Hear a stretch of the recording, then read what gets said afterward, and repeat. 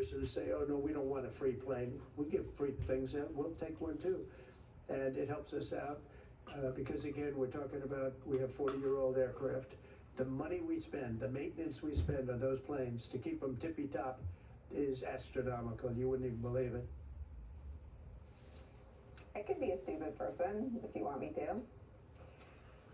What's actually been hard to believe from the start is Donald Trump's public utterances about his Air Force One gift from Qatar, his palace in the sky, which has been his line on the plane. A no-brainer, a freebie for him and all of America.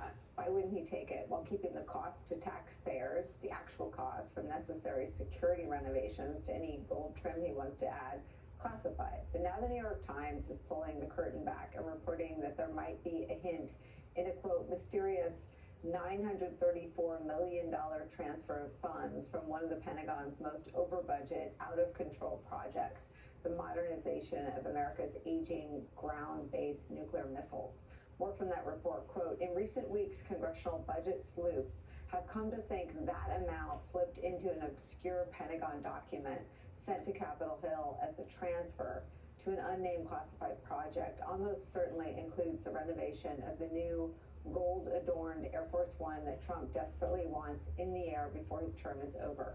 Quote, it is not clear if the entire transfer will be devoted to stripping the new Air Force One back to its airframe, but Air Force officials privately acknowledged dipping into nuclear modernization funds for the complex project.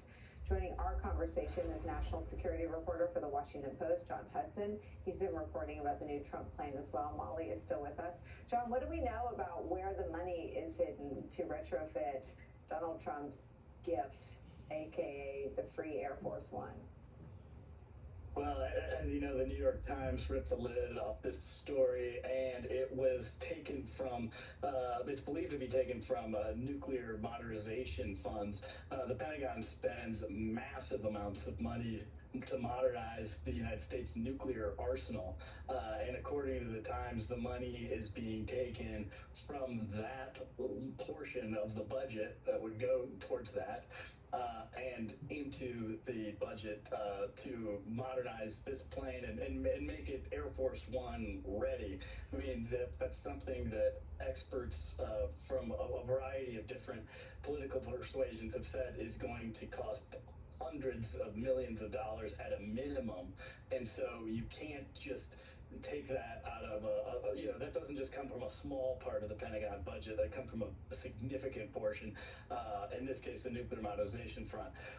And so that's where it is reportedly being taken from. And because the administration has decided to make information about Air Force One classified, it's been extremely difficult for reporters and members of Congress to ascertain exactly how the administration planned to pay for this.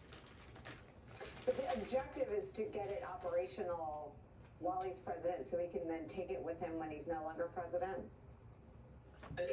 Exactly. The president took a tour of this so-called palace in the sky earlier this year. He was dazzled by its leather interior, all of the different really luxury aspects of this plane, and wanted it to be his as soon as possible. Molly, it is so cringe. He was dazzled by a tour of a plane and he wanted it to be his. It's like how you talk about a kid in a toy store. Yeah, and I mean, I also think it's like the reason we have the Hatch Act, or the reason we used to have the Hatch Act on Earth One, there are all these little ethics sort of rules, and if you disobey one, you sort of start down this road, and that's where we are, right? Is this road where Trump no longer thinks that these ethics protocols are for him, and so we're seeing money from the Pentagon. We don't know where the defense money going towards something, and we don't know what it's going to, but the number sure looks like, this is how we got here. I also want to point out just the BBB for a minute.